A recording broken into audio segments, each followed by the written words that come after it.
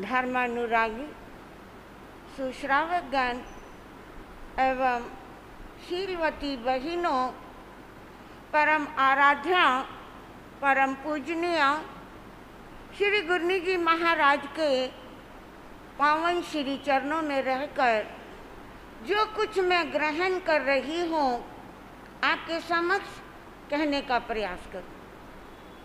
अभी आप बुद्धि का कमाल देख रहे थे। यहाँ बैठे बैठे बड़े बड़े व्यापारी चावलों का हिसाब नहीं लगा पाए। ये बुद्धि का कमाल। और ये बुद्धि अगर मुड़ जाए अच्छा काम भी कर सकती है, बुरा काम भी कर सकती है।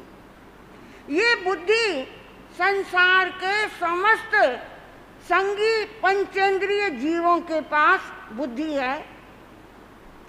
इस बुद्धि से कोई किसी का भला कर दे या कोई इस बुद्धि से किसी का बुरा कर दे। हमारा विषय चल रहा है कामदेव श्रावक पोषदशाला में अपना धर्म अनुष्ठान में तल्लीन है।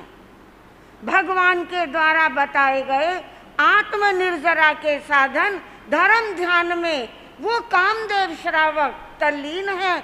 और ये बात नहीं सुहाई एक मायावी देव को।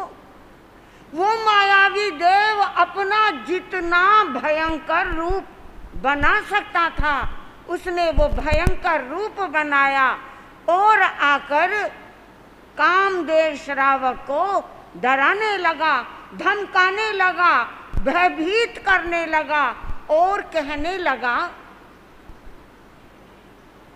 मृत्यु को चाहने वाले, तू लज्जाहीन कांतिहीन काली चौदस को जन्मा हुआ, हे कामदेव तू या तो इन व्रतों को भंग कर दे। अगर तू मेरे कहने से अपने इन व्रतों को भंग नहीं करेगा तो मैं तेरे शरीर के टुकड़े टुकड़े कर दूंगा। बंधुओं, कामदेव श्रावक इन बातों को अपने कानों से सुन रहा है। कल्पना कर कर देखना, अगर रात को सोते हुए जरा भी भयानक सपना आ जाए तो व्यक्ति चिल्ली मारकर उठ जाता है, भयभीत हो जाता है, पसीने पसीने हो जाते हैं। लेकिन कामदेव श्रावक उस मायावी देव की बात को सुन रहे हैं, लेकिन धैर्यशील है, सहिष्णु हैं, समताधारी हैं और मौन रूप से अपने धर्म अनुष्ठान में तल्लीन है। उन्हें कोई फर्क नहीं पड़ रहा, उनका मन कहीं भी भयभीत नहीं हुआ। उन्होंने एक बार भी देव के आगे हाथ जोड़कर ये नहीं कहा तुम मेरे खंड खंड मत करो, मुझे ये जीवन बड़ा प्रिय है, अगर जीवन जीऊंगा तो धर्म ध्यान तो फिर भी कर लूंगा। नहीं, ऐसे नहीं किया उन्होंने। वो मौन रहे, धर्म में लीन रहे। उन्होंने देव की किसी बात का उत्तर नहीं दिया। कुछ देर के बाद एक बार ललकारा, दो बार ललकारा, तीन बार ललकारने के बाद भी जब कामदेव श्रावक पर कोई असर नहीं हुआ तो वो मायावी देव पोषदशाला से बाहर गया और एक भयानक हाथी का रूप धारण किया और रूप धारण करके जोर जोर से चिंगाड़ मारने लगा। उस कामदेव श्रावक को अपनी सूंड में लपेटकर ऊपर उछाला, अपने पैरों में दलन करना चाहा। लेकिन कामदेव श्रावक पर कोई असर नहीं हुआ। हार उस देव ने भी नहीं मानी। वो मायावी देव पोषदशाला से बाहर आया और अब उसने एक प्रचंड काला विषधर सर्प का रूप बनाया और आकर कामदेव श्रावक के शरीर पर लिपट गया। गले में 3 चक्र लगाए और उसे डस कर भयभीत करना चाहा।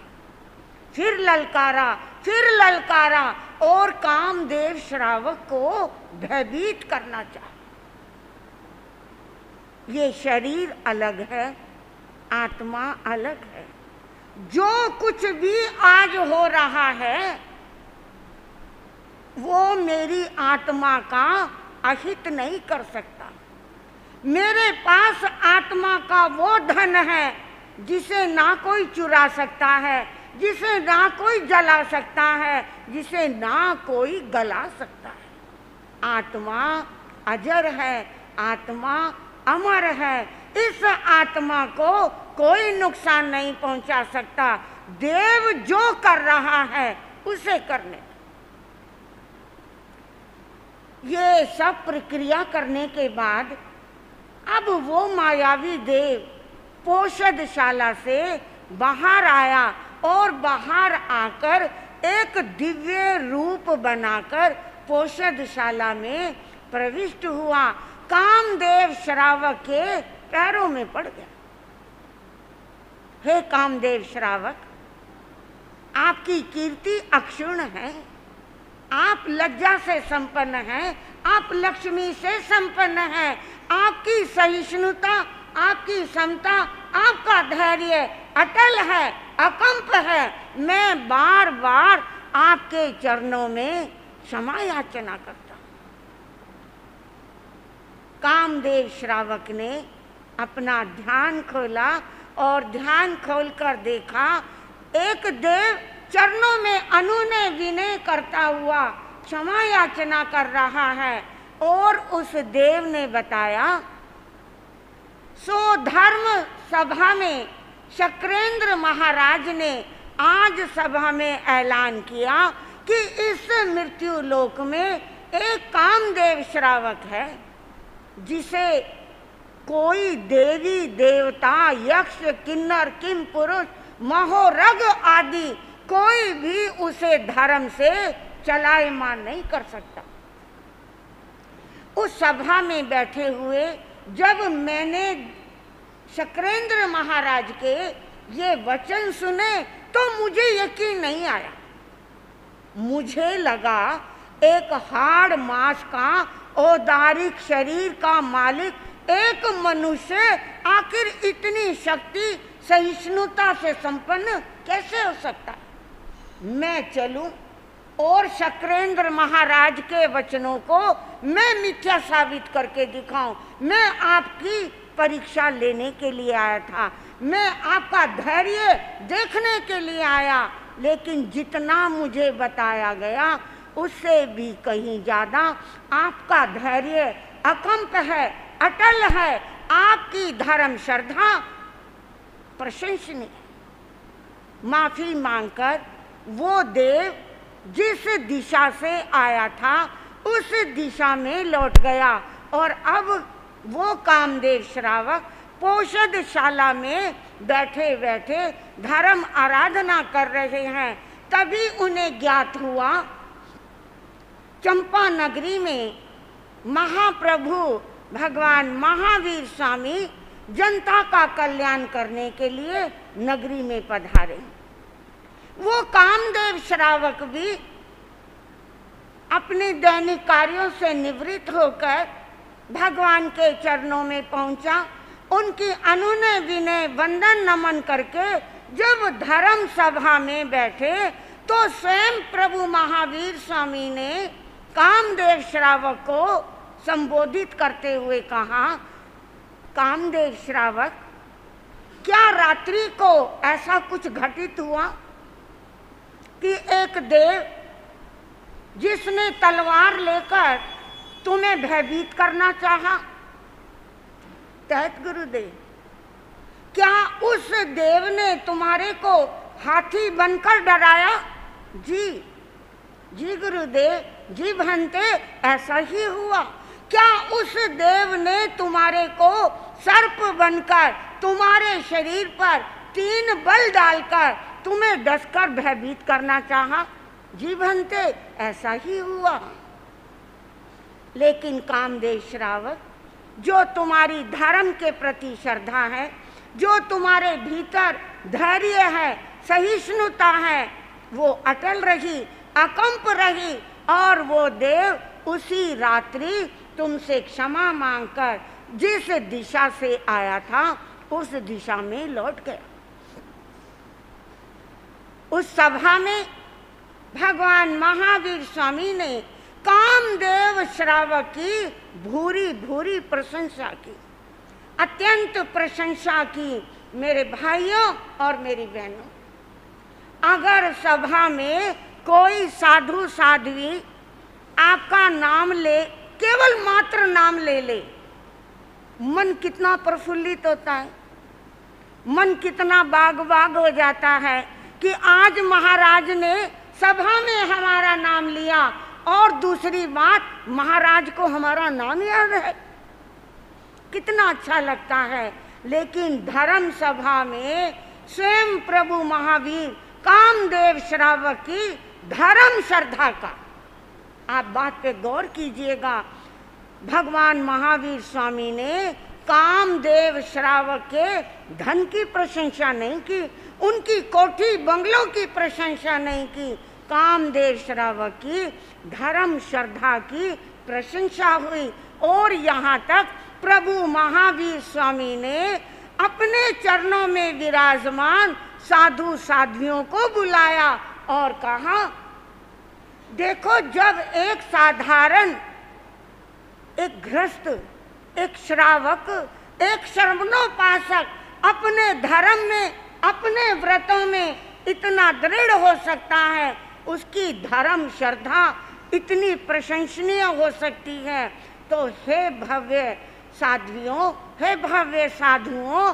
आप लोगों ने 5 महाव्रत अंगीकार किए हैं, आपको अपने 5 महाव्रतों में, अपने नियम उपनियमों में कितना दृढ़ होना चाहिए।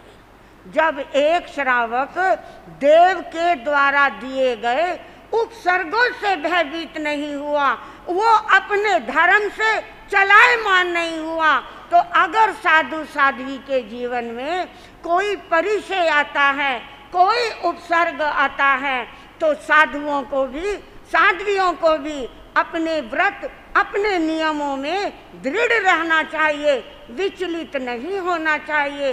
ये आत्मा अजर है, ये आत्मा अमर है, हमारे को अपनी आत्मा रूपी धन की सदा काल सुरक्षा करनी चाहिए।